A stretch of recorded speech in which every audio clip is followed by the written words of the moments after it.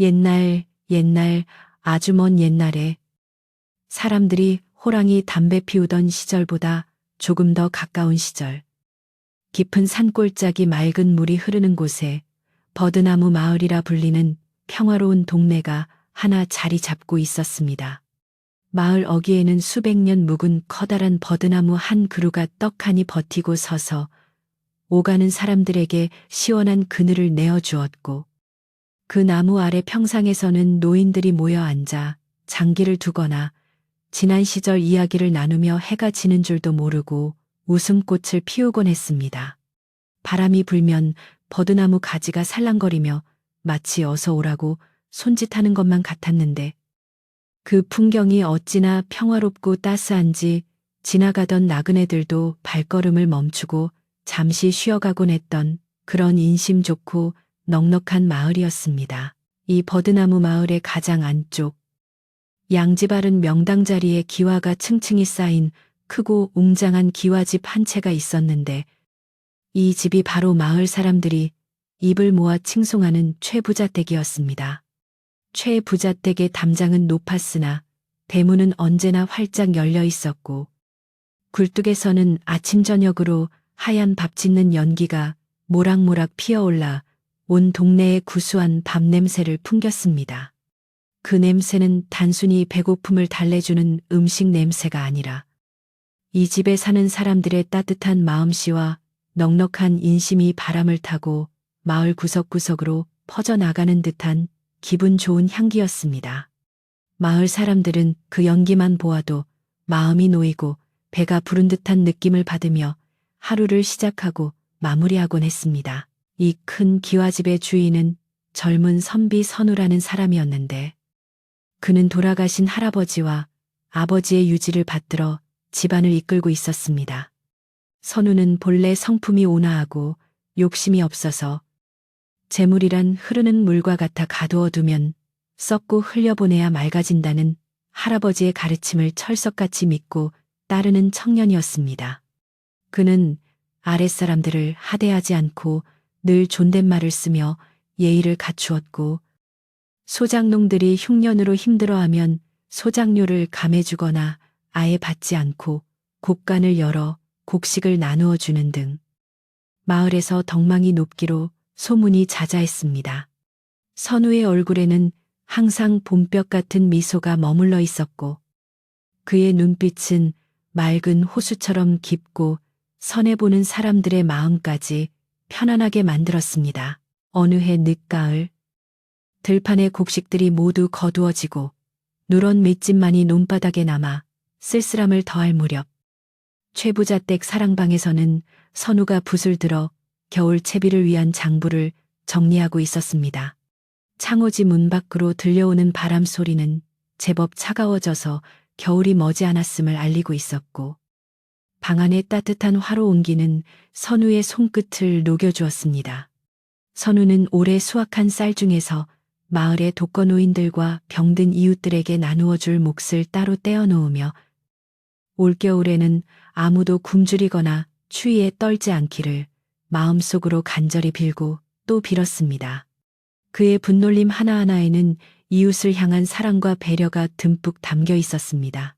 그때 집안의 대소사를 도맡아 하며 선우를 어릴 적부터 업어 키운 3월 할멈이 정갈하게 깎은 감과 따뜻한 유자차를 다과상에 받쳐 들고 조용히 방으로 들어왔습니다. 3월 할멈은 흰머리가 희끗희끗하고 주름진 얼굴이었지만 눈빛만은 총명하고 살이 분별이 밝아 집안의 기둥과도 같은 존재였습니다. 그녀는 선우에게 차를 권하며 마을 사람들이 이번 추수 감사제 때 선우 도련님 덕분에 배불리 먹고 즐겁게 놀았다며 칭송이 자자하다는 이야기를 전했습니다. 선우는 그 말을 듣고 쑥스러운 듯 미소를 지으며 모든 것은 조상님의 덕이고 열심히 일해준 마을 사람들 덕분이라며 겸손하게 공을 돌렸습니다. 3월 할멈은 그런 선우가 기특하고 안쓰러워 흐뭇한 표정으로 바라보았습니다. 최부자댁의 곡간은 올해도 풍년이 들어 쌀가마니가 천장까지 닿을 듯이 쌓여 있었지만 선우에게 그 곡식들은 자신의 배를 불리기 위한 것이 아니라 마을 전체의 식량이나 다름없었습니다. 그는 곳간 열쇠를 허리춤에 차고 다니지 않고 안방 마님이었던 어머니가 쓰시던 자개장 깊숙한 곳에 보관해 두었다가 필요할 때면 언제든 꺼내어 사월할멈이나 마당쇠에게 내어주곤 했습니다. 마을 사람들은 최 부자 댁 곳간이 마르지 않는 샘물과 같다고 믿었고 실제로 선우는 자신의 곳간이 비어가는 것보다 이웃의 쌀독이 비어가는 것을 더 걱정하는 사람이었습니다. 이러한 주인의 마음을 알기에 집안의 하인들도 주인을 닮아 인색하지 않고 늘 베푸는 것을 기쁨으로 알았습니다. 해가 서산 너머로 뉘엿뉘엿 넘어가고 땅거미가 내려앉아 사방이 어둑어둑해질 무렵 마을 어귀에서부터 낯선 인기척이 느껴지기 시작했습니다. 바람에 실려오는 마른 낙엽 소리와 함께 누군가가 질질 끌며 걷는 발자국 소리가 최 부자택 대문을 향해 다가오고 있었습니다. 대문을 지키던 늙은 개가 컹컹 짖어대자 마당을 쓸던 마당새가 빗자루를 멈추고 대문 틈으로 밖을 내다보았습니다. 대문 밖에는 옷차림이 남루하고 먼지를 잔뜩 뒤집어 쓴 한 사내가 지팡이에 의지한 채 위태롭게 서 있었는데 그의 행색은 마치 오랫동안 길 위를 떠돌아다닌 거지와 다를 바가 없어 보였습니다. 마당쇠가 대문을 열고 누구시냐고 묻자 그 사내는 힘없는 목소리로 자신이 이 집 주인인 선우의 먼 친척 되는 사람이라고 소개했습니다. 그의 이름은 만석이라고 했는데 선우의 할아버지의 육촌 동생의 아들이라며 촌수를 따지기도 복잡한 아주 먼 친척이었습니다. 마당쇠는 주인을 찾아온 손님을 함부로 대할 수 없어 급히 안채로 뛰어가 선우에게 이 사실을 알렸습니다. 선우는 저녁상을 받으려던 참이었으나 먼 길을 찾아온 친척이라는 말에 수저를 내려놓고 버선발로 대문까지 마중을 나갔습니다. 비록 한 번도 본 적 없는 얼굴이었지만 선우는 핏줄이라는 이유 하나만으로 그를 따뜻하게 맞이할 준비가 되어 있었습니다. 대문 앞에 서 있는 만석의 모습은 참으로 처량하기 그지없었는데 낡아 빠진 갓은 한쪽이 찌그러져 있었고 도포 자락은 곳곳이 해져서 살이 보일 정도였습니다. 그러나 선우가 그를 자세히 살펴보니 겉모습은 초라했지만 움푹 들어간 눈매 속에서 번뜩이는 눈빛만은 예사롭지 않게 느껴졌습니다. 마치 먹잇감을 노리는 뱀의 눈처럼 차갑고도 비릿한 기운이 서려 있었지만 선우는 그저 그가 오랫동안 굶주리고 고생해서 눈빛이 날카로워진 것이라 여기며 애써 불길한 느낌을 지워버렸습니다. 선우는 정중하게 고개를 숙여 인사를 올리며 먼 길 오시느라 고생이 많으셨다고 안으로 드시기를 청했습니다. 만석은 선우의 환대에 짐짓 감격한 듯 눈물을 글썽이며 고향에서 흉년과 전염병으로 가족을 모두 잃고 살 길이 막막하여 염치불고하고 찾아왔노라고 하소연을 늘어놓았습니다. 그는 자신의 처지를 한탄하며 땅을 치고 통곡을 하는 시를 했는데 그 모습이 너무나 애절하여 곁에서 지켜보던 하인들조차 코끝이 찡해질 정도였습니다. 선우는 그런 만석의 손을 꼭 잡으며 이제 이곳을 집이라 생각하고 편히 지내시라고 위로의 말을 건넸습니다. 선우의 따뜻한 손길에 만석은 고개를 숙였지만 그의 입가에는 아주 잠깐 스쳐 지나가는 묘한 미소가 걸려 있었음을 아무도 눈치채지 못했습니다. 선우는 즉시 사랑채 옆에 있는 깨끗한 방 하나를 내어주라고 삼월할멈에게 일렀습니다. 삼월할멈은 만석의 관상이 어딘가 마음에 들지 않아 내심 찜찜해했지만 주인의 분부인이 거역할 수 없어 군말 없이 따뜻한 아랫목에 이불을 펴고 방을 마련해 주었습니다. 그녀는 방을 치우면서도 만석이 짊어지고 온 보찜에서 나는 퀴퀴한 냄새와 그가 집안을 훑어볼 때의 탐욕스러운 시선이 자꾸만 신경 쓰여 고개를 갸웃거렸습니다. 삼월할멈은 평생을 이 집에서 살아오며 수많은 사람을 겪어본 터라 사람을 보는 눈썰미가 보통이 아니었기에 그녀의 직감은 무시할 수 없는 경고와도 같았습니다. 저녁상이 차려져 사랑채로 들어가니 만석은 기다렸다는 듯이 허겁지겁 밥을 먹어 치우기 시작했습니다. 며칠을 굶었는지 밥그릇을 비우는 속도가 무서울 정도였고 반찬 국물 하나 남기지 않고 싹싹 긁어먹는 모습에서는 굶주림을 넘어선 어떤 집착 같은 것이 느껴졌습니다. 선우는 체할라 천천히 드시라며 물을 건넸지만 만석은 대답도 없이 물그릇을 단숨에 비워버리고는 부족하다는 듯 입맛을 다시며 빈 그릇을 내려놓았습니다. 배가 어느 정도 차자 만석은 그제야 주변을 둘러보며 방 안에 가구며 장식품들을 손으로 쓸어보았는데 그 손길이 마치 물건의 값을 매기는 장사치처럼 계산적으로 보였습니다. 식사를 마친 후 선우와 마주 앉은 만석은 자신의 불행했던 과거 이야기를 풀어놓으며 선우의 동정심을 자극했습니다. 그는 자신이 젊었을 때는 꽤 큰 장사를 했으나 사기를 당해 재산을 날렸고 믿었던 사람들에게 배신당해 여기까지 흘러오게 되었다고 말했습니다. 그의 이야기 속에는 세상에 대한 원망과 억울함이 가득 차 있었지만 정작 자신의 잘못이나 부족함에 대한 반성은 단 한마디도 없었습니다.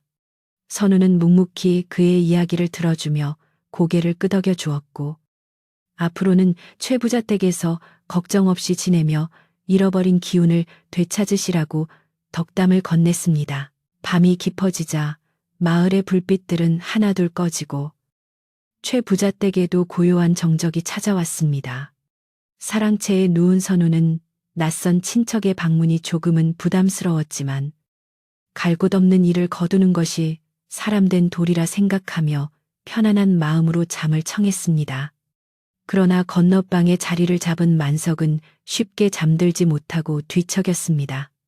그는 방문을 살짝 열고 밖을 내다보며 달빛 아래 드러난 최부자 댁의 넓은 마당과 튼튼한 기둥, 그리고 곡식이 가득 찬 곳간을 바라보며 눈을 번뜩였습니다. 그의 머릿속에는 감사의 마음보다는 이 풍요로운 집안에서 자신이 얻을 수 있는 이득이 무엇일까를 계산하는 생각이 꼬리에 꼬리를 물고 이어졌습니다. 바람이 거세게 불어와 마당의 버드나무 가지가 창호지 문을 스치며 스산한 소리를 내었습니다. 그 소리는 마치 앞으로 닥쳐올 불길한 미래를 예고하는 듯 평소와는 다르게 날카롭고 구슬프게 들렸습니다. 3월 할멈은 부엌에서 내일 아침 거리를 준비하다가 문득 가슴 한구석이 서늘해지는 것을 느끼고 일손을 멈추었습니다. 그녀는 행주치마에 손을 닦으며 혼잣말로 올겨울 바람이 유난히 차갑겠구나. 왠지 모르게 불청객이 든 것만 같아 마음이 놓이지를 않는구려 하고 중얼거렸습니다. 그녀의 걱정처럼 만석의 등장은 평온했던 최부자 댁에 작은 파문을 일으키기 시작하고 있었습니다. 다음 날 아침 만석은 일찍 일어나 마당을 서성거리고 있었습니다. 그는 하인들이 일하는 모습을 뒷짐을 지고 지켜보며 마치 자신이 감시관이라도 된 양 이래라 저래라 훈수를 두기 시작했습니다. 마당새가 낙엽을 쓸고 있으면 거 빗자루질을 그리해서야 어느 세월에 다 쓸겠느냐며 핀잔을 주었고 부엌에서 밥 짓는 연기가 나면 백감을 너무 많이 쓰는 것 아니냐며 간섭을 해댔습니다. 하인들은 갑작스러운 굴러온 돌의 행패에 기가 막혔지만 주인의 친척 어른이라니 대놓고 대들 수도 없어 그저 속으로만 사귀며 눈치를 볼 수밖에 없었습니다. 선우는 아침 문안을 온 만석에게 밤사이 불편한 점은 없었냐고 물었고 만석은 이부자리가 좀 얇은 것 같더구나. 그리고 아침상은 고기 반찬이 없으면 목으로 넘어가질 않아서 말이다라며 은근슬쩍 불평을 늘어놓았습니다. 선우는 당황스러웠지만 곧바로 3월 할멈에게 일러솜이 두툼한 이불로 바꿔드리고 내일부터는 아침상에도 고기를 올리라고 지시했습니다. 선우의 유순한 태도를 확인한 만석은 속으로 쾌재를 부르며 이 젊은 주인이 얼마나 다루기 쉬운 상대인지를 간파했습니다. 그는 선우의 착한 심성을 이용해 차근차근 집안에서의 입지를 넓혀가기로 마음먹었습니다. 며칠이 지나자 만석의 태도는 더욱 대범해졌습니다. 그는 선우가 없는 틈을 타 사랑방에 있는 고서적이나 골동품들을 만지작거리며 그 가치를 가늠해 보기도 하고 곳간 앞을 서성거리며 자물쇠가 얼마나 튼튼한지 확인하기도 했습니다. 심지어는 마을 촌장님이 찾아와 선우와 이야기를 나눌 때도 불쑥 끼어들어 자신의 의견을 피력하며 마치 자신이 이 집의 바깥 주인인 양 행세하려 들었습니다. 촌장님은 예의 없는 만석의 태도에 눈살을 찌푸렸지만 선우의 체면을 생각하여 꾹 참고 넘어갔습니다. 하지만 마을 사람들 사이에서는 벌써 최부자 댁에 이상한 친척이 와서 주인 노릇을 하려 한다는 소문이 아름아름 퍼져나가고 있었습니다. 어느 날 선우는 만석을 데리고 마을 구경을 시켜주기로 했습니다. 마을 길을 걸으며 선우는 만석에게 마을 사람들을 소개하고 이 집이 마을과 어떤 관계를 맺고 있는지 설명해 주었습니다. 길을 가던 도중 밭에서 일하던 노인이 선우를 보고 반갑게 인사를 하며 도련님, 지난번에 주신 약 덕분에 안사람 병이 많이 좋아졌습니다라고 감사를 표했습니다. 선우는 겸손하게 답례를 했지만 곁에 있던 만석은 노인을 위아래로 훑어보며 약값은 제대로 치렀느냐, 세상에 공짜는 없는 법인데라고 툭 내뱉었습니다. 노인의 얼굴이 붉어지고 분위기가 싸해지자 선우는 황급히 만석을 말리며 자리를 피해야 했습니다. 집으로 돌아오는 길에 선우는 조심스럽게 만석에게 말했습니다. 어르신, 우리 마을 사람들은 모두 한 가족이나 다름없습니다. 형편이 어려운 분들을 돕는 것은 당연한 일이니 너무 야박하게 말씀하지 말아 주십시오. 그러나 만석은 콧방귀를 끼며 대꾸했습니다. 집. 자네가 아직 젊어서 세상을 모르는구만. 사람들은 잘해주면 기어오르는 법이야. 주인으로서 위엄을 보여야지. 그렇게 퍼주다가는 기둥불이 뽑히는 거 한순간일세. 만석의 말에는 가시가 돋쳐 있었고 선우는 처음으로 만석과의 대화에서 답답함을 느꼈습니다. 그날 밤 3월 할멈은 선우의 방에 들러 조용히 고했습니다. 도련님, 새로 오신 어르신 말입니다. 아무래도 곳간 출입을 너무 자주 하십니다. 오늘 낮에는 쥐가 들었나 싶어 가봤더니 어르신이 쌀가마니 술을 세고 계시지 뭡니까? 제가 인기척을 내니 황급히 나오시던데 눈빛이 영 심상치가 않습니다. 선우는 3월 할멈의 걱정을 이해하면서도 갈 곳 없는 분이시니 불안해서 그러실 겁니다. 시간이 지나면 괜찮아지실 테니 너무 경계하지 마세요. 라고 그녀를 안심시켰습니다. 하지만 선우의 마음 한구석에도 작은 의심의 씨앗이 떨어져 싹을 틔우고 있었습니다. 바람이 윙윙거리며 처마 끝에 매달린 풍경을 요란하게 흔들어대던 밤이었습니다. 만석은 모두가 잠든 시각 자신의 방에서 호롱불을 켜고 앉아 무언가를 열심히 적고 있었습니다. 그것은 최 부자댁의 전답과 소장농들의 명단, 그리고 예상되는 수확량을 꼼꼼히 기록한 그만의 장부였습니다. 그의 얼굴에는 탐욕스러운 웃음이 번져 있었고 붓을 잡은 손은 흥분으로 가늘게 떨리고 있었습니다. 그는 혼잣말로 중얼거렸습니다. 이 좋은 옥토와 재물을 저런 멍청한 녀석이 가지고 있다니. 하늘이 나에게 기회를 주신 게야. 내가 이 집의 주인이 되어 제대로 굴려주마. 창밖에서는 부엉이가 부엉부엉하고 울어대며 흉조를 알리고 있었습니다. 마을을 지켜주던 버드나무도 오늘따라 가지를 격렬하게 흔들며 다가오는 먹구름을 경계하는 듯 했습니다. 선우는 잠결에 뒤척이며 불길한 꿈을 꾸었습니다.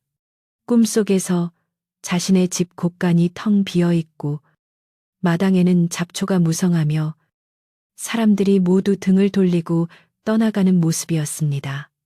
식은땀을 흘리며 깨어난 선우는 창문을 열고 밖을 내다보았지만 보이는 것은 짙은 어둠과 그 어둠 속에 웅크리고 있는 만석의 방에서 새어나오는 희미한 불빛뿐이었습니다. 이 평화롭던 버드나무 마을에, 그리고 인심 좋던 최 부자 댁에 바야흐로 차가운 시련의 계절이 시작되고 있었습니다. 겨울이 성큼 다가오면서 버드나무 마을의 공기는 하루가 다르게 차가워졌고 하늘에서는 잿빛 구름이 낮게 내려앉아 금방이라도 눈을 뿌릴 듯한 기세를 보이고 있었습니다. 최 부자댁 마당에 서 있는 커다란 감나무에도 마지막 남은 붉은 감 몇 개만이 위태롭게 매달려 까치밥으로 남겨져 있었는데 그 풍경이 왠지 모르게 쓸쓸함을 더해 주었습니다. 만석이 이 집에 들어온 지도 벌써 보름이 지나고 있었는데 그 짧은 시간 동안 집안의 분위기는 알게 모르게 조금씩 변해가고 있었습니다. 예전에는 하인들의 웃음소리가 끊이지 않던 사랑채와 부엌 주변이 이제는 왠지 모를 긴장감으로 팽팽해져 숨소리조차 크게 내기 어려운 곳이 되어가고 있었기 때문입니다.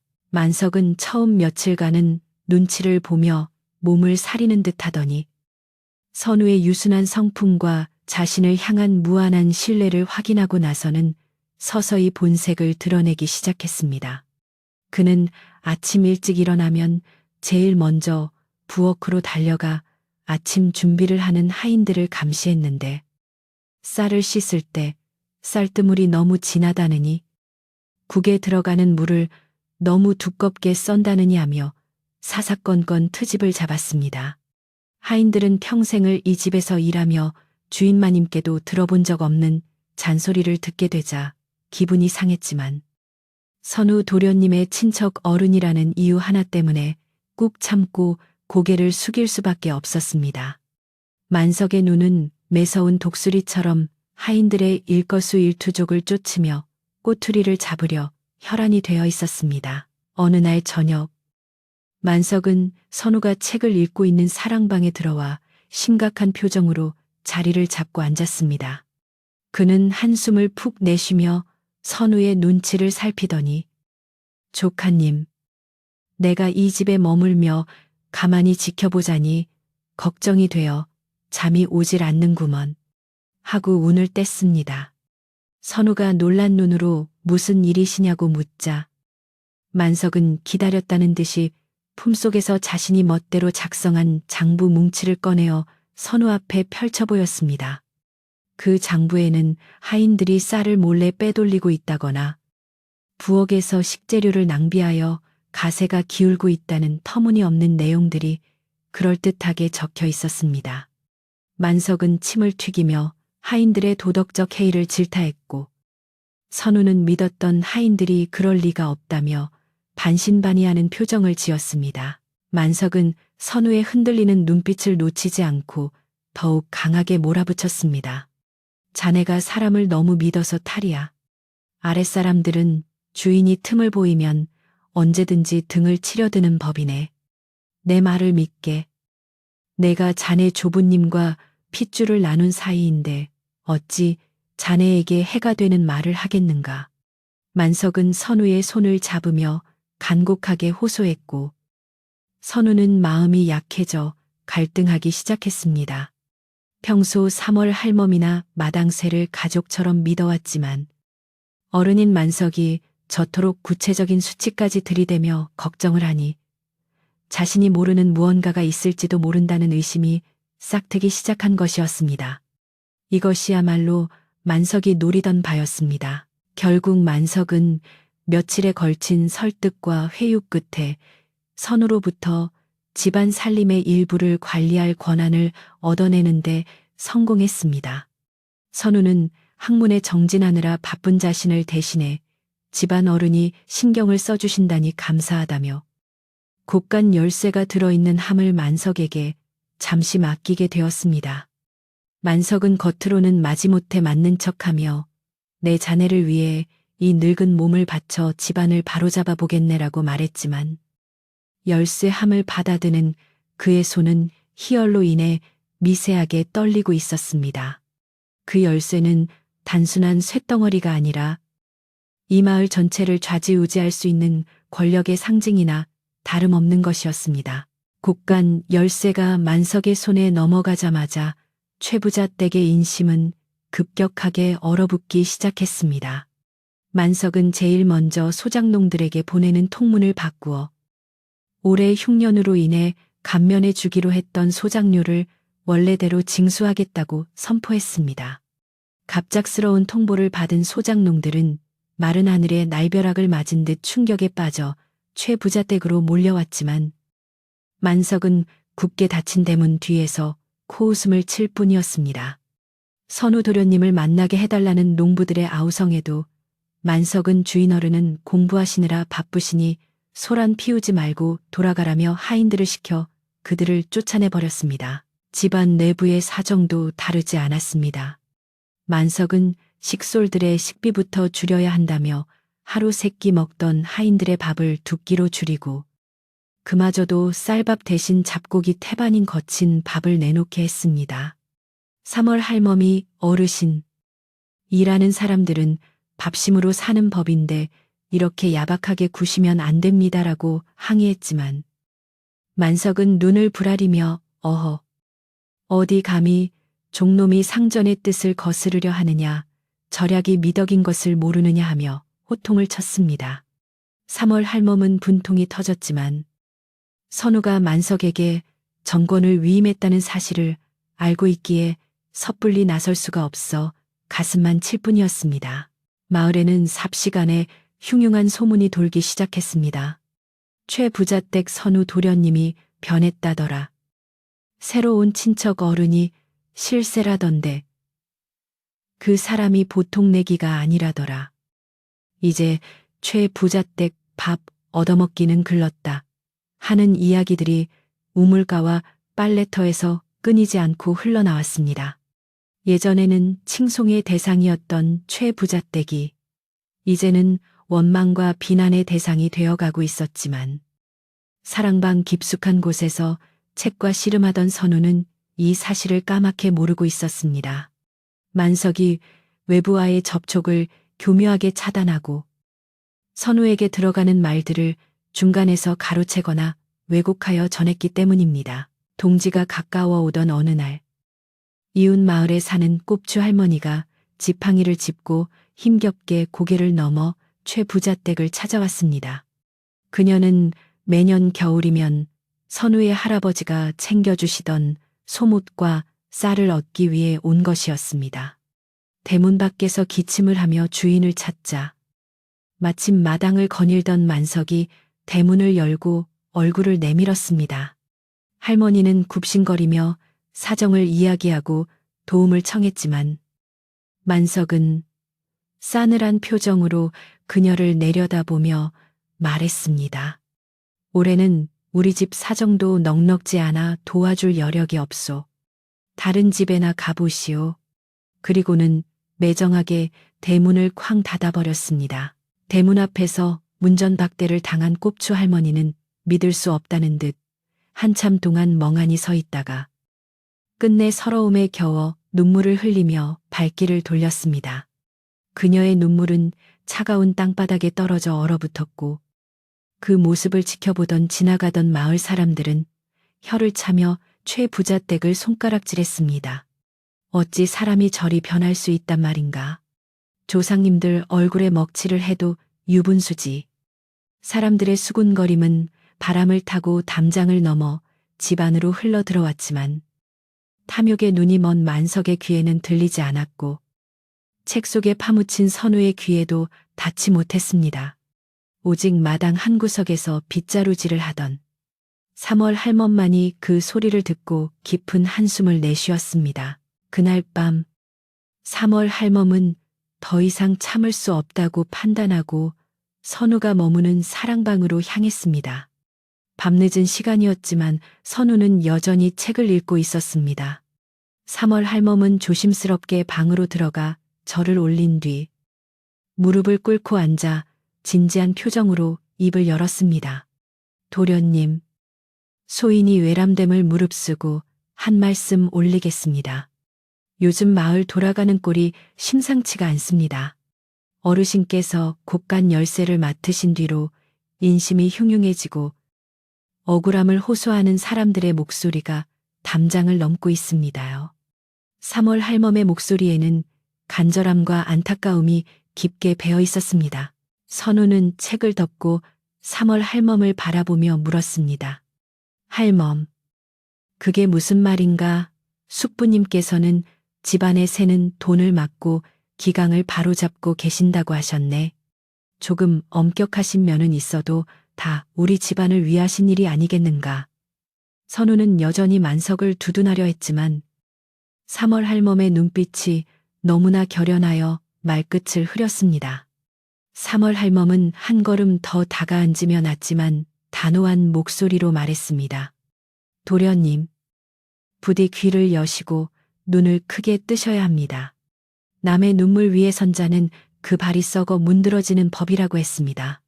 지금 어르신께서는 도련님의 덕을 깎아먹고 가문의 명예에 먹칠을 하고 계십니다. 3월 할멈의 남의 눈물이라는 말은 선우의 가슴에 쿵 하고 떨어져 큰 파문을 일으켰습니다. 선우는 그동안 자신이 너무 안일하게 생각했던 것은 아닌지, 편안함에 취해 책 속에만 숨어 있었던 것은 아닌지 되돌아보게 되었습니다. 만석이 보여주었던 장부의 숫자들과 3월 할멈이 전하는 마을 사람들의 눈물 사이에서 선우의 마음은 갈대처럼 흔들렸습니다. 그러나 핏줄인 어른을 의심한다는 것은 유교적 가르침을 받고 자란 선우에게는 너무나 힘든 일이어서 그는 선뜻 결단을 내리지 못하고 괴로워하며 머리를 감싸 쥐었습니다. 한편 만석은 자신의 방에서 몰래 빼돌린 쌀가마니를 장무라비에게 넘길 계획을 세우고 있었습니다. 그는 늦은 밤 마을 뒷산으로 이어지는 개구멍을 통해 쌀을 조금씩 빼내어 팔아치우고 그 돈을 자신의 전대 속에 차곡차곡 모으고 있었습니다. 곳간에는 쌀가마니 모양을 한 집단들을 채워 넣어 겉보기에는 풍성해 보이게 꾸며놓는 치밀함까지 보였습니다. 만석은 자신의 범죄가 완벽하다고 믿으며 이 멍청하고 순진한 조카 녀석은 평생 자신이 쥐락펴락할 수 있을 것이라 자만하고 있었습니다. 그의 그림자는 촛불에 비쳐 거대하고 기괴한 괴물처럼 벽 위에서 일렁였습니다. 다음 날 아침 마을의 분위기는 더욱 냉랭해져 있었습니다. 마을 우물가에 모인 아낙네들은 최부자댁 하인들이 물을 기르러 오자 슬금슬금 자리를 피하거나 등을 돌려버렸습니다. 평소 같으면 서로 안부를 묻고 웃음꽃을 피웠을 장소가 이제는 보이지 않는 벽으로 가로막힌 듯 서먹해졌습니다. 물동이를 이고 돌아온 하녀가 부엌에서 눈물을 훔치며 3월 할멈에게 하소연을 했습니다. 할멈, 마을 사람들이 우리를 무슨 병균 보듯이 해요. 우리가 잘못한 것도 아닌데 왜 이런 취급을 받아야 하냐고요. 하녀의 울음소리는 선우가 지나가는 길목까지 들려왔습니다. 선우는 우연히 하녀의 울음소리를 듣고 발걸음을 멈추었습니다. 그리고는 어제 3월 할멈이 했던 말이 귓가에 맴돌아 마음이 무거워졌습니다. 그는 조용히 사랑채를 나와 곳간 쪽으로 발걸음을 옮겼습니다. 곳간 앞에는 튼튼한 자물쇠가 채워져 있었고 그 앞을 만석이 고용한 건장한 일꾼이 지키고 서 있었습니다. 선우가 다가가자 일꾼은 당황하며 길을 막아섰습니다. 도련님, 어르신께서 아무도 들이지 말라 하셨습니다. 선우는 기가 막혀 일꾼을 쳐다보았습니다. 이 집의 주인이 누구인데 나를 막느냐. 선우의 호통에 일꾼은 슬그머니 길을 비켰지만 이미 굳게 닫힌 자물쇠는 선우에게조차 열리지 않았습니다. 그때 뒤에서 만석이 헛기침을 하며 나타났습니다. 아니 조카님, 공부는 안 하시고 여긴 어인 일이신가? 만석은 능청스럽게 웃으며 선우의 어깨를 감싸 안았습니다. 선우는 만석의 눈을 똑바로 쳐다보며 물었습니다. 숙부님, 마을 사람들이 우리 집을 원망한다는 소리가 들립니다. 그리고 곳간 문을 왜 저리 굳게 잠가두시는 겁니까? 필요한 이웃에게 나누는 것이 우리 집안의 법도입니다. 만석은 표정 하나 바꾸지 않고 대답했습니다.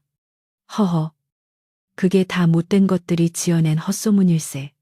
내 조카님을 위해 그전 일은 도맡아 하고 있는데 그런 소리에 휘둘리시다니 섭섭하구만.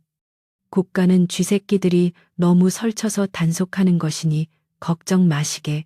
만석의 태도는 너무나 당당해서 선우는 다시 한번 혼란에 빠졌습니다. 만석은 선우를 다시 사랑방으로 이끌며 내일은 자신이 직접 마을을 돌며 민심을 살피겠다고 큰소리쳤습니다. 그러나 그것은 선우를 안심시키기 위한 거짓말에 불과했습니다. 만석은 속으로 내일은 더 확실하게 쥐어짜야겠군. 멍청한 놈들이 어디서 감히 입을 놀려라고 생각하며 주먹을 꽉 쥐었습니다. 그의 탐욕은 이제 멈출 수 없는 폭주기관차처럼 마을 사람들의 고통을 연료 삼아 달리고 있었습니다. 며칠 후 사건이 하나 터졌습니다. 소장료를 내지 못한 김서방네 집에 만석이 하인들을 이끌고 쳐들어간 것입니다. 만석은 김서방이 병이 들어 일을 못했다고 사정하는데도 불구하고 집안에 있는 가재도구와 닭 몇 마리를 강제로 끌어갔습니다. 김서방의 아내가 만석의 바짓가랑이를 잡고 울부짖었지만 만석은 그녀를 발로 차버리고 냉정하게 돌아섰습니다. 이 광경을 목격한 마을 사람들은 분노의 치를 떨었지만 만석의 위세가 워낙 등등하여 누구 하나 나서서 말리지 못했습니다. 김서방네 마당에는 아이들의 울음소리만 처량하게 울려 퍼졌습니다. 이 소식은 곧장 3월 할멈의 귀에 들어갔고 그녀는 더 이상 말로 해결될 문제가 아님을 직감했습니다. 그녀는 밤이 깊기를 기다려 마을의 원로들과 비밀리에 접촉하기 시작했습니다. 그리고 선우 도련님이 이 사실을 직접 눈으로 확인하게 만들어야겠다고 결심했습니다. 3월 할멈은 부엌 뒷문으로 조용히 나가 어둠 속에 몸을 숨기고 김서방네 집으로 향했습니다. 눈발이 하나둘 날리기 시작했고 차가운 바람이 그녀의 볼을 때렸지만 그녀의 발걸음은 멈추지 않았습니다. 마을을 살리고 최부자 댁을 살리기 위한 늙은 하인의 고군분투가 시작된 것이었습니다. 눈은 밤새 내렸고 아침이 되자 온 세상이 하얗게 뒤덮였습니다. 그러나 그 하얀 눈은 더럽혀진 마을의 인심과 만석의 검은 속내를 가리기에는 역부족이었습니다. 선우는 아침 일찍 일어나 마당에 쌓인 눈을 보며 묘한 위화감을 느꼈습니다. 아무도 밟지 않은 눈 위에 누군가 밤새 곳간과 뒷문을 오간 어지러운 발자국들이 찍혀 있었기 때문입니다.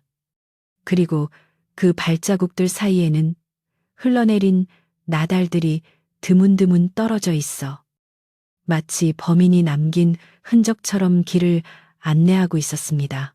선우는 그 발자국을 따라가 보려 했지만 어느새 나타난 만석이 아이고 눈이 많이 와서 하인들 고생 좀 하겠구나. 내가 얼른 치우라고 이름하하며 빗자루로 발자국을 쓱쓱 지워버렸습니다. 만석의 행동은 너무나 재빠르고 자기적이어서 선우의 의심은 이제 확신으로 굳어져 가고 있었습니다. 숙부님, 눈 속에 무엇이 있었기에 그리 급히 지우십니까? 선우의 날카로운 질문에 만석은 잠시 멈칫했지만 이내 미끄러워서 조카님 다칠까봐 그런 것이지라며 능글맞게 웃어넘겼습니다. 이제 최 부자댁의 대문은 굳게 닫혀 열릴 줄을 몰랐고 굴뚝에서 피어오르던 따뜻한 연기마저 희미해져 갔습니다. 대신 집안에는 서로를 감시하고 의심하는 차가운 시선들만이 가득 차게 되었습니다. 선우는 자신의 방 안에서 조용히 촛불을 켜고 3월 할멈이 남기고 간 남의 눈물이라는 말을 종이에 적어 보았습니다. 글씨를 쓰는 그의 손에 힘이 들어갔고 붓끝은 떨리고 있었습니다. 밖에서는 매서운 겨울바람이 창문을 덜컹거리며 곧 닥쳐올 더 큰 폭풍우를 예고하고 있었습니다. 평화롭던 버드나무 마을의 겨울은 그 어느 때보다 혹독하고 길게 느껴지고 있었습니다. 눈이 녹을 새도 없이 다시 쌓이고 처마 밑에는 고드름이 창처럼 날카롭게 매달린 엄동설한이 계속되었습니다. 버드나무 마을의 겨울은 예년보다 훨씬 혹독하게 느껴졌는데 그것은 단순히 날씨 탓만이 아니라 최부자 댁에서 불어오는 찬바람이 사람들의 마음을 꽁꽁 얼어붙게 만들었기 때문이었습니다. 마을 사람들의 식량은 바닥을 드러내기 시작했고 택감이 떨어져 냉골에서 잠을 청하는 집들이 늘어만 갔습니다. 하지만 마을의 구심점이었던 최부자 댁의 대문은 여전히 굳게 닫혀 있었고 그 안에서는 도대체 무슨 일이 벌어지고 있는지 짐작조차 할 수 없는 침묵만이 흐르고 있었습니다. 가끔 담장 너머로 들려오는 것은 하인들을 다그치는 만석의 고함 소리와 무언가를 나르는 수레바퀴 소리뿐이었습니다. 선우는 자신의 방 안에서 깊은 시름에 잠겨 있었습니다. 3월 할멈의 간곡한 호소와 눈 속에서 발견한 의문의 발자국들, 그리고 날로 야위어가는 하인들의 모습이 그의 마음을 무겁게 짓눌렀습니다. 그는 더 이상 방관할 수 없다는 생각에 며칠 전부터 밤잠을 줄여가며 집안의 동태를 살피기 시작했습니다. 낮에는 만석이 보는 앞에서 여전히 책을 읽는 척했지만 그의 귀는 문 밖의 작은 소리 하나도 놓치지 않으려 쫑긋 세워져 있었습니다.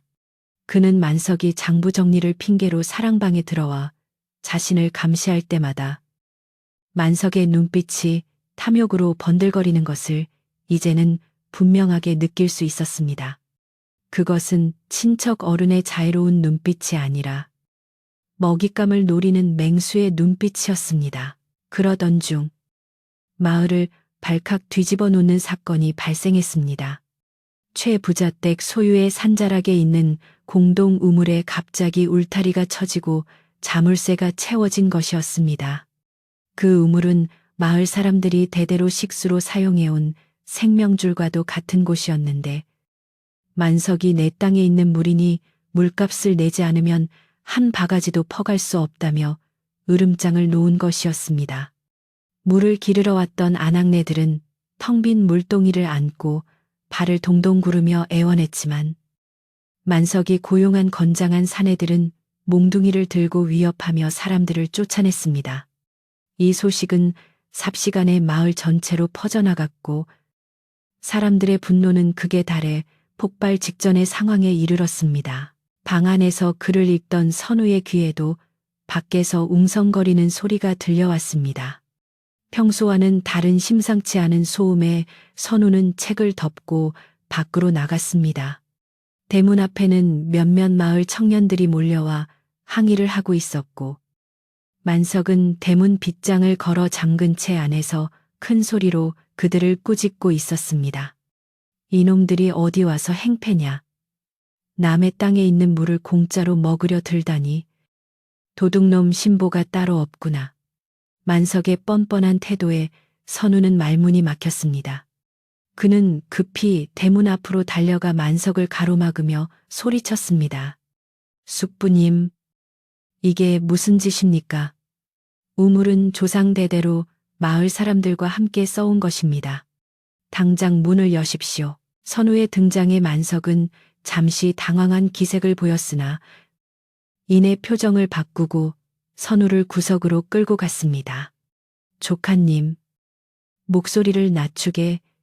저 무지몽매한 것들은 틈만 나면 때를 쓰는 법이야. 기강을 잡으려면 초장에 눌러놔야지. 안 그러면 우리 집 기둥뿌리까지 뽑아갈 기세란 말일세. 만석은 여전히 궤변을 늘어놓으며 선우를 설득하려 했습니다. 하지만 이번에는 선우도 물러서지 않았습니다. 물은 생명입니다. 이 엄동설 안에 물길을 막는 것은 살인이나 다름없습니다. 당장 우물을 개방하지 않으시면 제가 직접 자물쇠를 부수겠습니다. 선우의 단호한 눈빛에 만석은 혀를 차며 마지못해 알았네. 알았어. 내일 날이 밝으면 다시 열어주도록 하지 하고 한 발 물러섰습니다. 그러나 만석의 약속은 거짓이었습니다. 그는 선우를 안심시켜 방으로 들여보낸 뒤 밤이 되자 몰래 일꾼들을 시켜 우물 주변에 가시덤불을 쌓게 하고 감시를 더욱 강화했습니다. 선우는 만석이 순순히 물러설 위인이 아님을 직감하고 그날 밤 3월 할멈을 은밀히 불렀습니다. 3월 할멈은 주변을 살피며 조심스럽게 선우의 방으로 들어왔고 선우는 비장한 표정으로 물었습니다. 할멈, 숙부님이 밤마다 뒷문으로 누군가를 만난다는 소문이 사실인가? 3월 할멈은 떨리는 목소리로 대답했습니다. 예, 도련님, 닷새마다 한 번씩 장무라비 같은 자가 수레를 끌고 옵니다. 곳간에서 쌀가마니가 실려 나가는 것을 제 두 눈으로 똑똑히 보았습니다. 선우의 주먹이 부들부들 떨렸습니다. 조상님들이 피땀 흘려 모은 재산이 그리고 굶주린 이웃들을 위해 쓰여야 할 곡식이 도둑질 당하고 있다는 사실에 치가 떨렸습니다. 하지만 지금 당장 만석을 추궁했다가는 그가 오리발을 내밀 것이 뻔했고 오히려 선우를 정신 나간 사람으로 몰아세울 수도 있었습니다. 선우는 심호흡을 하며 마음을 다잡았습니다. 증거가 필요해. 놈이 꼼짝 못할 확실한 물증을 잡아야 해. 선우는 3월 할멈에게 만석이 언제 다시 장무라비를 만나는지 알아봐 달라고 부탁하고 자신은 만석이 숨겨둔 진짜 장부를 찾기로 결심했습니다. 기회는 생각보다 빨리 찾아왔습니다. 며칠 뒤 만석이 읍내 관아에 볼 일이 있다며 아침 일찍 집을 비운 사이였습니다. 선우는 하인들에게 망을 보게 하고 만석이 머무는 사랑채 건너방으로 잠입했습니다. 방 안은 만석의 성격처럼 어수선했고 곳곳에 술병과 기름진 안주 찌꺼기가 널려 있어 악취를 풍겼습니다. 선우는 숨을 참고 방 안을 샅샅이 뒤지기 시작했습니다. 옷장 깊숙한 곳, 바닥에 깔린 자리 및 심지어 천장까지 살펴보았지만 수상한 물건은 쉽게 눈에 띄지 않았습니다. 시간이 흐를수록 선우의 이마에는 식은땀이 맺혔고 혹시라도 만석이 일찍 돌아오지 않을까 하는 불안감이 엄습해 왔습니다. 그때 선우의 시선이 벽에 걸린 낡은 족자에 머물렀습니다. 평소 그림에 관심도 없던 만석이 굳이 족자를 걸어둘 이유가 없다는 생각이 스치고 지나갔습니다. 선우가 조심스럽게 족자를 걷어내자 벽지 색이 미세하게 다른 부분이 눈에 들어왔습니다. 손으로 두드려 보니 텅 빈 소리가 났고 벽지를 뜯어내자 작은 벽장이 드러났습니다. 떨리는 손으로 벽장 문을 열자 그 안에는 붉은색 비단으로 쌓인 두툼한 장부, 책과 집문서, 그리고 땅 문서들이 고스란히 숨겨져 있었습니다. 선우는 장부를 펼쳐보았고 그 내용은 상상 이상으로 충격적이었습니다. 장부에는 최부자 댁의 실제 수확량과 만석이 선우에게 보고한 수확량의 차이가 상세히 기록되어 있었고 그 차액만큼이 만석의 개인 재산으로 빼돌려져 있었습니다. 더욱 놀라운 것은 마을 사람들에게 빌려준 돈에 터무니없는 고리를 붙여 원금의 몇 배를 갚게 만든 차용증들이 수두룩하다는 점이었습니다. 심지어 마을의 공동 소유인 숲과 우물까지 자신의 명의로 둔갑시켜 팔아넘기려는 매매 계약서 초안까지 발견되었습니다. 만석은 단순히 재물을 훔치는 것을 넘어 이 마을 전체를 삼키려는 거대한 음모를 꾸미고 있었던 것입니다. 선우는 분노로 인해 눈앞이 아득해지는 것을 느꼈습니다. 선우는 증거물들을 품에 안고 방을 빠져나오려다 멈칫했습니다. 지금 이것들을 다 가져가면 만석이 눈치를 채고 도망치거나 증거를 인멸할 수도 있었습니다. 그는 가장 중요한 이중 장부와 매매 계약서만을 챙기고 나머지는 원래대로 돌려놓은 뒤 족자로 벽을 가렸습니다. 방을 나오자마자 마당쇠가 달려와 도련님, 어르신께서 저기 고개 너머로 오고 계십니다. 하고 다급하게 알렸습니다. 선우는 재빨리 자신의 방으로 돌아와 책상 앞에 앉아 쿵쿵거리는 심장을 진정시키며 책을 펴들었습니다. 잠시 후 만석이 방문을 열고 들어왔을 때 선우는 태연하게 글을 읽는 척 연기했습니다. 만석은 읍내에서 기분 좋은 일이라도 있었는지 콧노래를 흥얼거리며 들어왔습니다. 그는 술 냄새를 풍기며 선우에게 다가와 조카님, 내가 관아에 가서 알아보니 내년에 나라에서 우리 마을에 큰 상을 내릴지도 모른다더군. 다 내가 힘쓴 덕분이지 하며 허풍을 떨었습니다. 선우는 역겨움을 참으며 억지로 미소를 지어 보였습니다. 숙부님 덕분에 집안이 날로 번창하는 것 같습니다. 고생 많으셨습니다. 선우의 칭찬에 만석은 의심 없이 껄껄 웃으며 자신의 방으로 돌아갔습니다. 선우는 만석의 뒷모습을 노려보며 속으로 다짐했습니다. 웃을 수 있을 때 실컷 웃어두십시오. 그 웃음이 통곡으로 바뀔 날이 머지 않았습니다. 그날 밤 선우는 3월 할멈과 마당쇠 그리고 마을에서 가장 신망이 두터운 촌장님을 은밀히 사랑방으로 불렀습니다. 선우가 만석의 방에서 찾아낸 장부와 계약서를 내밀자 촌장님은 손을 부들부들 떨며 격분했습니다. 이런 천하의 몹쓸 놈 같으니라고 우리 마을을 아주 쑥대밭으로 만들 작정이었구나. 3월 할멈은 눈물을 흘리며 도련님, 이제라도 진실을 아셨으니 다행입니다. 부디 이 늙은이들의 원한을 풀어주십시오 하고 호소했습니다. 선우는 그들의 손을 잡으며 결연한 표정으로 말했습니다. 걱정 마십시오. 다가오는 정월 대보름 마을 잔치 때 모든 사람들 앞에서 이자의 죄상을 낱낱이 밝히고 심판할 것입니다. 결전의 날이 다가오고 있었습니다. 정월 대보름은 마을 사람들이 모두 모여 달집을 태우며 소원을 비는 날이자 한 해의 애군을 쫓는 중요한 명절이었습니다. 만석은 이날을 기점으로 마을 사람들에게 자신의 권위를 확실히 각인시키고 숨겨둔 계획을 실행에 옮기려 하고 있었습니다. 그는 하인들에게 잔치 음식을 푸짐하게 준비하라고 지시하며 이번 잔치를 자신의 위세를 과시하는 자리로 만들 생각에 들떠 있었습니다. 그러나 그는 자신이 준비하는 잔치상이 바로 자신의 최후의 만찬이 될 것임을 꿈에도 모르고 있었습니다. 곳간의 쥐들이 찍찍거리며 만석의 몰락을 예고하는 듯 했습니다. 선우는 대보름 잔치 전까지 만석을 완벽하게 속이기 위해 더욱더 순종적인 척 연기했습니다.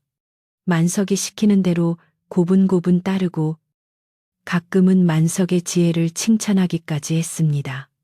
이에 방심한 만석은 곳간 열쇠 관리를 조금 소홀히 하기 시작했고 밤마다 술에 취해 타다 떨어지는 날이 많아졌습니다. 선우는 이 틈을 타 밤마다 곳간에 들어가 실제 재고를 파악하고 빼돌려진 곡식의 양을 정확히 계산했습니다. 또한 만석에게 당해 억울함을 호소하던 소장농들을 몰래 만나 증언을 확보하고 그들을 대보름날 잔치의 증인으로 참석하도록 설득했습니다. 드디어 정월 대보름 전날 밤이 되었습니다. 둥근 달이 떠올라온 마을을 대낮처럼 환하게 비추었습니다. 선우는 달을 바라보며 돌아가신 할아버지와 아버지를 떠올렸습니다. 조상님, 부디 저에게 용기와 지혜를 주십시오. 더럽혀진 가문의 명예를 씻고 고통받는 이웃들을 구할 수 있도록 도와주십시오. 바람이 스치며 나뭇가지가 흔들리는 소리가 마치 조상님들이 그리하여라, 그리하여라 하고 응답하는 것만 같았습니다. 선우의 눈빛은 그 어느 때보다 맑고 강인하게 빛나고 있었습니다. 이제 준비는 끝났습니다. 한편 만석은 자신의 방에서 내일 있을 잔치에서 입을 비단 옷을 꺼내어 다듬고 있었습니다. 그는 거울을 보며 갓을 고쳐 쓰고 만족스러운 표정으로 중얼거렸습니다. 내일이면 이 마을의 진짜 주인이 누구인지 모두가 알게 될 것이다. 선우 녀석도 이제 슬슬 뒷방으로 물러나게 하고 내가 전면에 나서야겠지. 그는 자신의 성공을 확신하며 승리의 미소를 지었습니다. 하지만 창밖에서 그를 지켜보는 부엉이의 눈빛은 서늘하기만 했습니다. 만석의 그림자가 벽 위에서 흔들리며 마치 목이 잘린 형상처럼 기괴하게 일그러졌습니다. 다음 날 아침, 마을은 이른 시간부터 잔치 준비로 분주했습니다. 최부잣댁 마당에는 커다란 멍석이 깔리고 가마솥에서는 국이 끓는 냄새가 퍼져나갔습니다. 마을 사람들은 오랜만에 맛있는 음식을 먹을 수 있다는 기대감과 함께 만석이 또 무슨 꿍꿍이를 부릴지 모른다는 불안감을 안고 하나둘씩 최부잣댁으로 모여들었습니다. 만석은 상석에 앉아 거드름을 피우며 사람들을 맞이했고 선우는 그 옆에서 조용히 시립해 있었습니다. 만석은 선우를 흘긋 보며 자네는 그저 병풍처럼 서 있기만 하면 되네라는 눈빛을 보냈습니다. 선우는 묵묵히 고개를 숙였지만 그의 도포 소매 안에는 만석의 죄를 입증할 결정적인 증거들이 단단히 쥐어져 있었습니다. 사람들이 어느 정도 모이자 만석이 자리에서 일어나 헛기침을 하며 큰 소리로 연설을 시작했습니다. 에헴, 오늘 이 좋은 날, 우리 최부잣댁에서 마을 사람들을 위해 큰 잔치를 베풀었으니 다들 마음껏 먹고 즐기시게. 그리고 내일부터는 새로운 마을 규칙을 발표할 터이니 그리들 알고. 만석의 말이 끝나기도 전에 마당 한 구석에서 누군가 큰 소리로 외쳤습니다. 잠깐 그 전에 따져 물을 것이 있어. 사람들의 시선이 일제히 소리난 곳으로 쏠렸습니다. 그곳에는 억울하게 가재도구를 뺏겼던 김서방이 핏기 서린 눈으로 서 있었습니다. 그리고 그 뒤로 3월 할멈과 촌장님, 그리고 선우가 천천히 걸어 나오고 있었습니다. 만석의 얼굴이 순식간에 일그러졌습니다. 네 이놈감이 여기가 어디라고 소란을 피우느냐. 만석이 고함을 쳤지만 김서방은 물러서지 않았습니다. 분위기는 순식간에 살얼음판처럼 차갑게 변했고 흥겨워야 할 잔치마당은 일촉즉발의 긴장감으로 팽팽해졌습니다. 선우가 앞으로 나서며 차분하지만 위험 있는 목소리로 말했습니다. 숙부님, 아니 만석 어르신, 이제 그 가면을 벗으실 때가 되었습니다. 마을 사람들의 눈물 위에 세운 탑은 결국 무너지게 되어 있다는 것을 오늘 제가 똑똑히 보여드리겠습니다. 선우의 손에 들린 붉은색 장부가 햇빛을 받아 선명하게 빛났습니다. 바야흐로 거짓과 진실이 정면으로 충돌하는 순간이었습니다. 선우의 손에 들린 붉은색 장부가 햇빛을 받아 섬뜩하리만치 선명하게 빛나자 잔치상 앞에 모여있던 수십 명의 마을 사람들 시선이 일제히 그곳으로 쏠렸습니다. 순간 왁자지껄하던 잔치 마당에는 찬물을 끼얹은 듯 무거운 정적이 내려앉았고 오직 바람에 나부끼는 깃발 소리와 장작 타는 소리만이 그 빈 공간을 채웠습니다. 만석은 자신의 치부가 적힌 장부를 보자마자 얼굴이 흑빛으로 변하며 입술을 파르르 떨었지만 이내 짐짓 아무렇지 않은 척 헛기침을 하며 분위기를 반전시키려 애썼습니다. 그는 부채를 탁 펼쳐 들고는 비웃음을 흘리며 허허. 조카님, 대보름날 술이 과하셨는가? 어디서 출처도 모르는 낡은 책을 들고 와서 이 숙부를 모함하려 드는가? 하고 되레 큰 소리를 쳤습니다. 그의 목소리에는 당황함이 묻어 있었지만 여전히 자신이 이 집의 어른이라는 오만함이 깔려 있었습니다. 하지만 선우는 더 이상 예전에 유약하고 순진하기만 했던 조카가 아니었습니다.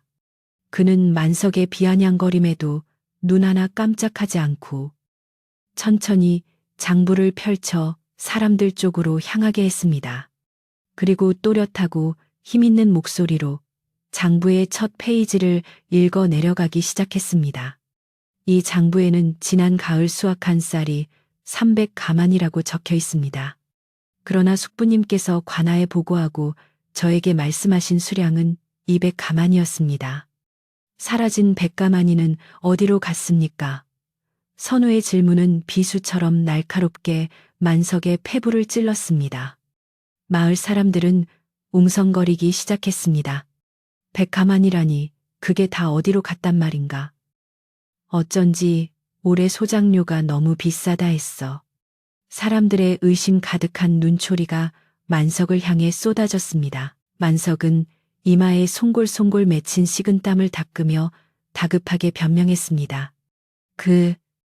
그것은 만약의 사태를 대비해 따로 비축해 둔 것이네. 자네가 살림을 모르니 하는 소리야. 내가 다 가문을 위해. 그러나 선우는 그의 말을 끊고 다음 장을 넘겼습니다. 여기에는 김서방네 소를 강제로 끌어다가 읍내 장터에 판 기록이 있고 그 돈이 숙부님의 개인 전대로 들어간 내역까지 상세히 적혀 있습니다. 또한 마을 공동 소유인 뒷산의 나무를 벌목하여 목재상에게 넘기기로 한 계약서도 여기 끼워져 있습니다. 선우가 계약서를 흔들어 보이자 마을 사람들의 분노는 걷잡을 수 없이 타오르기 시작했습니다. 뒷산은 마을의 수호신이 머무는 곳이라 여겨 함부로 가지조차 꺾지 않던 신성한 곳이었기에 그곳을 팔아넘기려 했다는 사실은 사람들에게 큰 충격과 배신감을 안겨주었습니다. 이때 뒤에 서 있던 3월 할멈이 앞으로 나서며 떨리는 목소리로 증언을 보탰습니다. 제가 보았습니다. 모두가 잠든 깊은 밤 어르신께서 뒷문으로 장무라비를 불러내어 쌀가마니와 집안의 귀중품을 넘기시는 것을 제 두 눈으로 똑똑히 보았습니다. 어르신 방벽장 속에 숨겨둔 돈뭉치들도 제가 청소를 하다가 우연히 보게 되었습니다. 3월 할멈의 증언은 결정타였습니다. 평생을 최부자 댁에서 헌신해온 그녀의 말에 토를 달 사람은 아무도 없었습니다. 만석은 얼굴이 불그락푸르락하며 이 늙은 종년이 노망이 났나 어디서 감히 상전을 모함해하며 손을 들어 3월 할멈을 때리려 달려들었습니다. 그 순간 곁에 있던 건장한 마당쇠가 번개같이 나타나 만석의 팔을 낚아채어 제지했습니다. 마당쇠의 악력에 만석은 악소리를 지르며 비틀거렸고 그 꼴을 본 마을 청년들이 우르르 몰려나와 만석을 에워쌌습니다. 이 도둑놈아, 우리 아버지가 피땀 흘려 지은 농사를 내 놈이 다 가로채 갔구나. 우리 집 솥단지 내놔라. 물길을 막아 우리 아이를 병들게 한 죄를 어찌 갚을 테냐. 사람들의 분노 섞인 고함 소리가 최부자댁 마당을 가득 메웠고 일부는 돌멩이를 집어들기도 했습니다. 만석은 사방에서 옥죄어 오는 살기 어린 시선에 공포를 느끼며 뒷걸음질 쳤지만 이미 도망칠 곳은 없었습니다. 그는 자신이 쌓아 올린 탐욕의 탑 속에 갇혀버린 꼴이었습니다. 선우는 손을 들어 흥분한 마을 사람들을 진정시켰습니다. 여러분, 멈추십시오. 우리는 짐승이 아닙니다. 이 자가 저지른 죄는 밉지만 폭력으로 되갚아준다면 우리 또한 이자와 다를 바가 없어집니다. 선우의 침착하고 위험 있는 태도의 사람들은 들었던 돌멩이를 내려놓고 숨을 골랐습니다. 선우는 겁에 질려 주저앉은 만석에게 다가가 내려다보며 차가운 어조로 말했습니다. 숙부님. 아니 만석 씨. 당신은 우리 가문의 핏줄이라는 이유만으로 과분한 대접을 받았습니다. 하지만 당신은 그 은혜를 원수로 갚고 선량한 이웃들의 눈에서 피눈물을 흘리게 만들었습니다. 남의 눈물을 밟고 선 자는 결코 높이 오를 수 없다는 것을 이제라도 깨달으셨습니까? 만석은 그제야 사태의 심각성을 깨닫고 선우의 바짓가랑이를 붙잡으며 애원하기 시작했습니다. 조카님, 아니, 주인어른 내가 잠시 미쳤었나 보네. 한 번만 용서해주게. 내 다시는 땀만 먹지 않고 죽은 듯이 지내겠네. 제발 이 늙은이를 내치지 말아주게. 그는 비굴하게 눈물을 흘리며 빌었지만 그 눈물은 참회의 눈물이 아니라 위기를 모면하기 위한 악어의 눈물임을 선우는 너무나 잘 알고 있었습니다. 선우는 단호하게 고개를 저으며 만석의 손을 뿌리쳤습니다. 이미 늦었습니다. 신뢰는 깨진 그릇과 같아서 다시 붙일 수 없습니다. 당신이 이 마을에 남아있는 한 사람들의 상처는 아물지 않을 것입니다.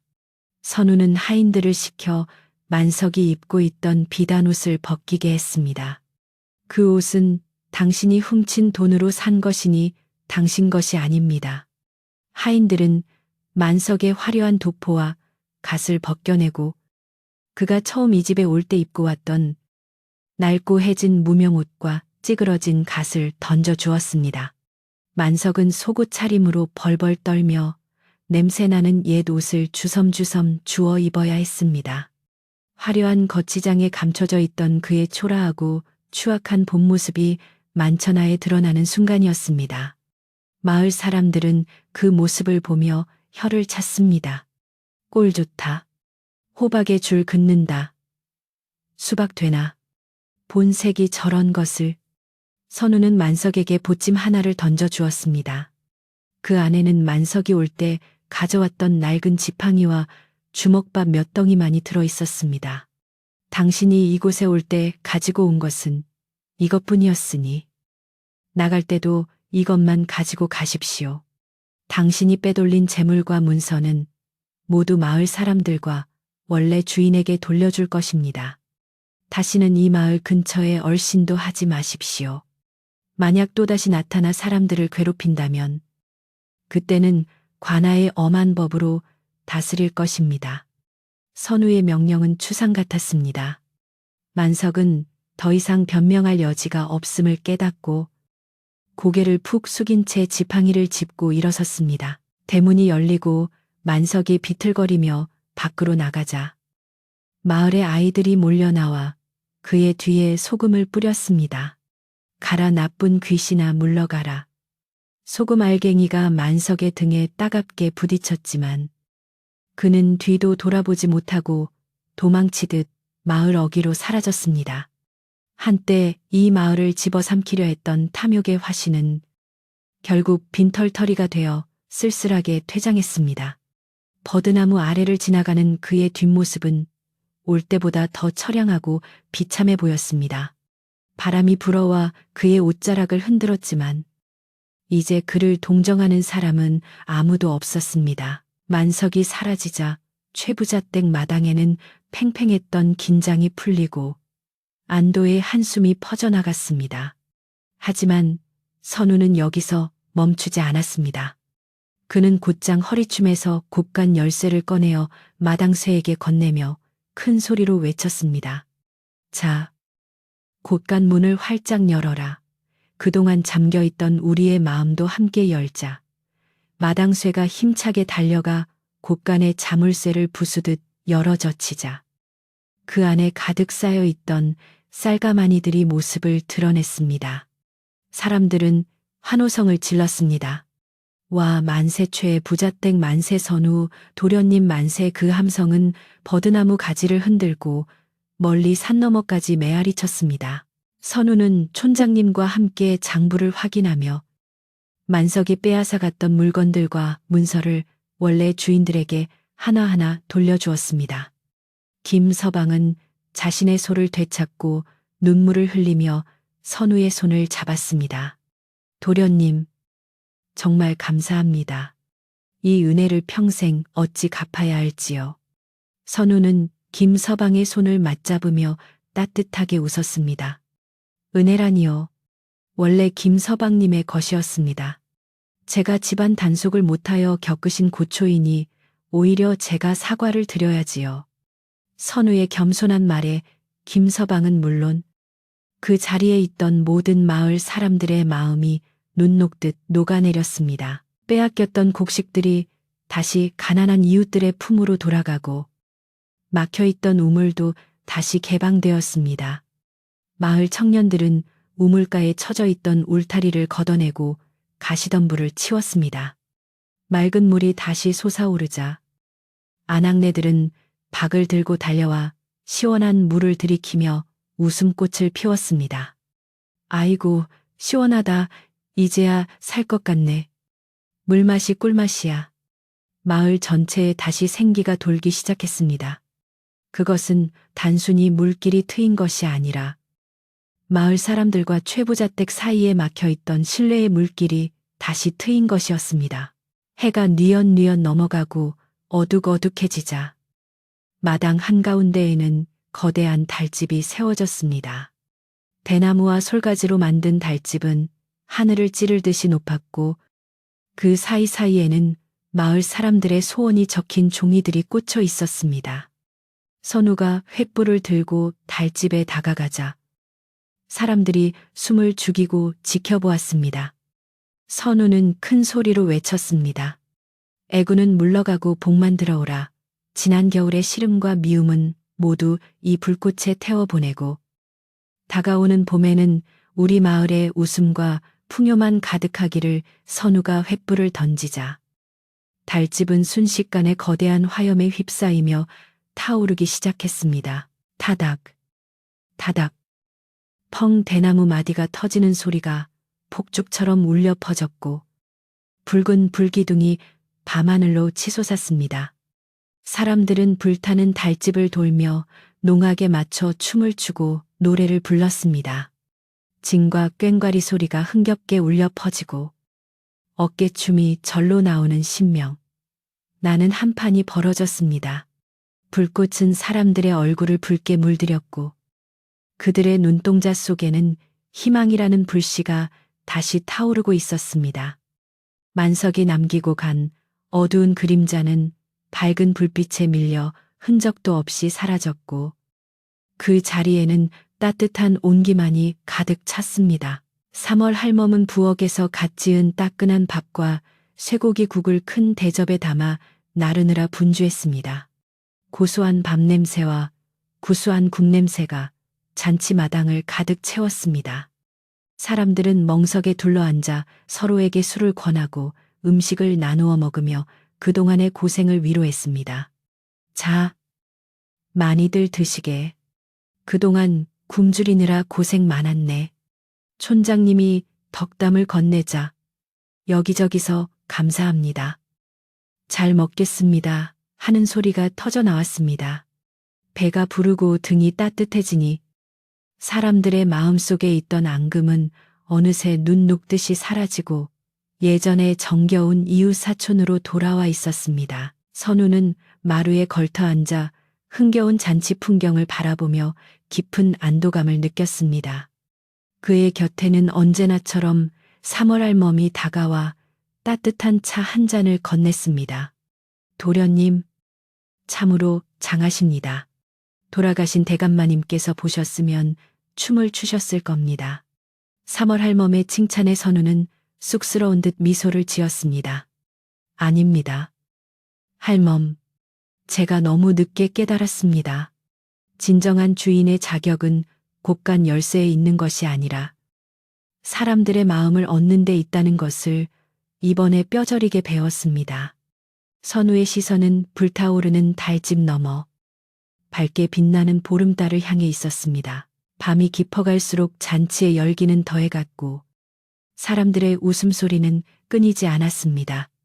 아이들은 강강술래를 하며 마당을 돌았고 어른들은 지난 몇 달간의 괴로움을 안주 삼아 이야기꽃을 피웠습니다. 이제 최 부자댁은 다시 예전처럼, 아니 예전보다 더 끈끈하고 단단한 마을의 구심점이 되어 있었습니다.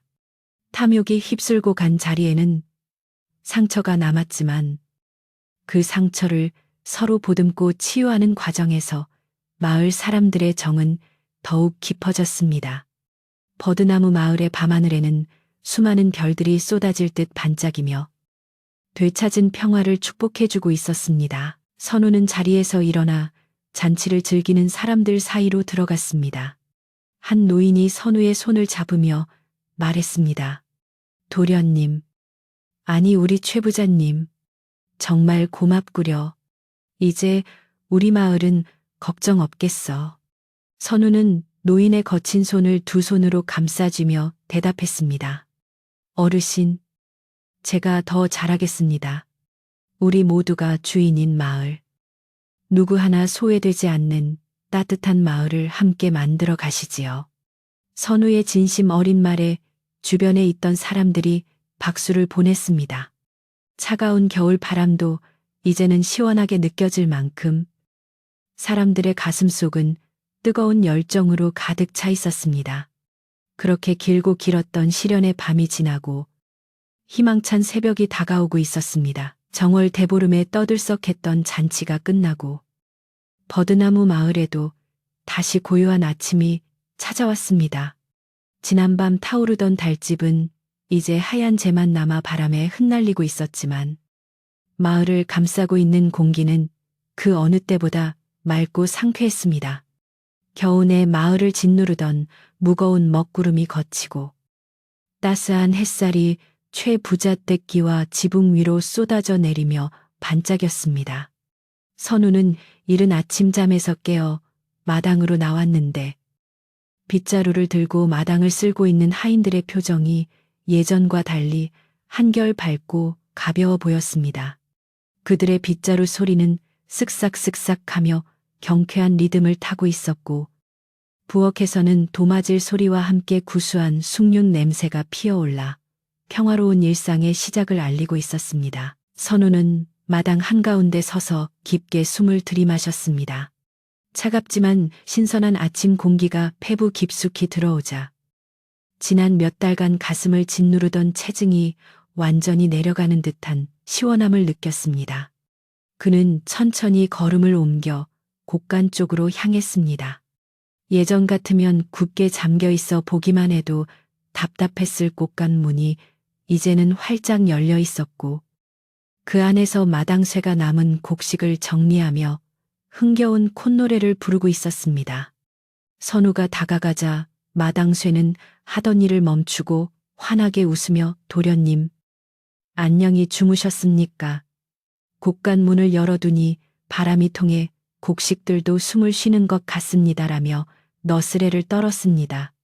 선우는 마당쇠의 어깨를 두드리며 자네도 고생 많았네. 이제 우리 집 곳간은 언제나 열려있을 걸세라고 화답했습니다. 아침 식사를 마친 선우는 사랑방에 앉아 책을 펴는 대신 작업복으로 갈아입고 밖으로 나갈 채비를 했습니다. 3월 할멈이 의아한 눈으로 쳐다보자 선우는 미소를 지으며 말했습니다. 할멈, 글 공부도 중요하지만 세상 공부도 그에 못지않게 중요하다는 것을 이번에 배웠네. 이제는 방 안에만 앉아있지 않고 마을을 돌아보며 사람들의 삶을 살피려 하네. 3월 할멈은 선우의 늠름해진 모습에 감동하여 눈시울을 붉혔습니다. 아묘, 그렇고 말고요. 돌아가신 대감마님께서도 젊은 시절에는 늘 밭에 나가 농부들과 함께 땀을 흘리셨습니다. 이제야 도련님께서 진정한 이 집의 주인이 되신 것 같습니다. 그녀의 말처럼 선우는 이번 시련을 통해 껍질을 깨고 나와 한층 더 성숙해져 있었습니다. 선우가 마을 어귀로 나가자 지나가던 마을 사람들이 그를 보고 반가워하며 달려왔습니다. 예전에는 어려워하거나 멀리서 인사만 하고 지나치던 사람들이 이제는 선우의 손을 잡고 안부를 물으며 친근하게 다가왔습니다. 최 부자님, 어제 잔치 덕분에 우리 아이들이 정말 오랜만에 배불리 먹고 잠들었습니다. 정말 고맙습니다. 한 아낙네가 고개 숙여 인사하자 선우는 별 말씀을요. 아이들이 잘 먹었다니 저도 기쁩니다. 혹시 댁의 택감은 부족하지 않으신지요? 하며 세심하게 살폈습니다. 선우는 단순히 인사를 나누는 것에 그치지 않고 각 가정의 사정을 일일이 물으며 도울 일이 없는지 꼼꼼히 확인했습니다. 마을 우물가에는 다시 활기가 넘쳤습니다. 만석이 쳐놓았던 가시덤불이 사라진 자리에는 파릇파릇한 새싹들이 돋아나고 있었고, 맑은 물이 퐁퐁 솟아오르는 우물 주변으로 동네 안악들이 모여 앉아 빨래를 하며 웃음꽃을 피우고 있었습니다. 어머, 최 부자님 오셨어요. 안악들이 반갑게 인사를 건네자 선우는 쑥스러운 듯 목례를 하며 우물 상태를 점검했습니다. 물맛은 여전합니까? 혹시 고칠 곳이 있으면 언제든 말씀해 주십시오. 선우의 자상한 물음의 안악들은 물맛이야 꿀맛이지요. 부자님 덕분에 마음 편히 물을 길어 먹으니 밥맛도 더 좋습니다라며 깔깔거렸습니다.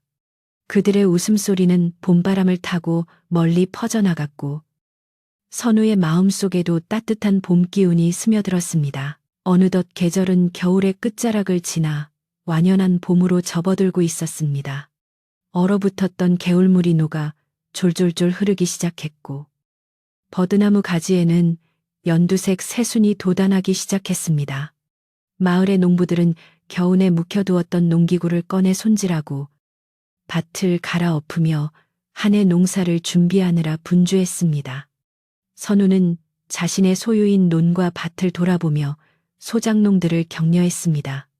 그는 단순히 소작료를 받는 지주가 아니라 함께 농사를 짓는 동반자로서 그들의 애환을 듣고 필요한 종자나 비료를 지원해 주기로 약속했습니다. 올해는 우리 모두 풍년을 맞아 곳간을 가득 채워봅시다. 선우의 힘찬 격려에 농부들은 이에 최 부자님만 믿겠습니다. 하며 워미질에 힘을 더했습니다. 그러던 어느 날 읍내 장터에 다녀온 촌장님이 선우를 찾아와 조심스럽게 말을 꺼냈습니다. 최 부자, 내 장터에서 풍문으로 들었는데 그만석이라는 자말일세. 선우는 찻잔을 내려놓으며 촌장님의 말을 경청했습니다. 이웃 고을 주막에서 허드렛 일을 하며 근근히 살아가고 있다고 하더구먼. 사람들에게 사기를 치려다가 멍석마리를 당해 다리까지 절개되었다던데 꼴이 말이 아니라고 하더군. 촌장님의 말에 선우는 잠시 침묵했습니다. 비록 자신을 괴롭히고 가문을 위기에 빠뜨린 사람이었지만 한때나마 숙부라 불렀던 이의 비참한 말로를 전해 듣니 마음 한구석이 씁쓸해지는 것은 어쩔 수 없었습니다. 선우는 창밖을 바라보며 나직하게 말했습니다. 남의 눈물 위에 자신의 행복을 쌓으려 했던 자의 당연한 결말이겠지요. 그가 그곳에서나마 자신의 잘못을 뉘우치고 정직하게 살기를 바랄 뿐입니다. 선우는 만석에 대한 미움이나 원망을 마음에 담아두지 않기로 했습니다. 그를 용서했다기보다는 그를 미워하는 데 쓰는 감정조차 아까울 만큼 이제 선우의 마음속에는 마을 사람들과 함께할 미래에 대한 희망으로 가득 차 있었기 때문이었습니다. 만석은 이제 버드나무 마을 사람들의 기억 속에서 희미해져 가는 교훈을 주는 옛 이야기의 한 조각으로 남게 되었습니다. 봄비가 촉촉하게 내리는 날이었습니다. 비는 겨우내 메말랐던 대지를 적시고 만물의 생명을 깨우는 자양분이 되어 주었습니다. 선우는 사랑채 마루에 앉아 떨어지는 빗소리를 들으며 부채에 글귀를 적어 넣었습니다. 덕불고 피류린 더부고 비열린. 덕이 있는 사람은 외롭지 않고 반드시 이웃이 있다. 그것은 할아버지가 늘 강조하시던 말씀이자 이번 일을 겪으며 선우가 뼈저리게 느낀 진리였습니다. 만석은 재물을 쫓아 사람을 버렸기에 결국 홀로 되었지만 선우는 재물보다 사람을 귀하게 여겼기에 수많은 이웃들과 함께할 수 있었습니다. 선우는 먹물이 마르는 것을 지켜보며 이 글귀를 평생의 좌우명으로 삼겠다고 다짐했습니다.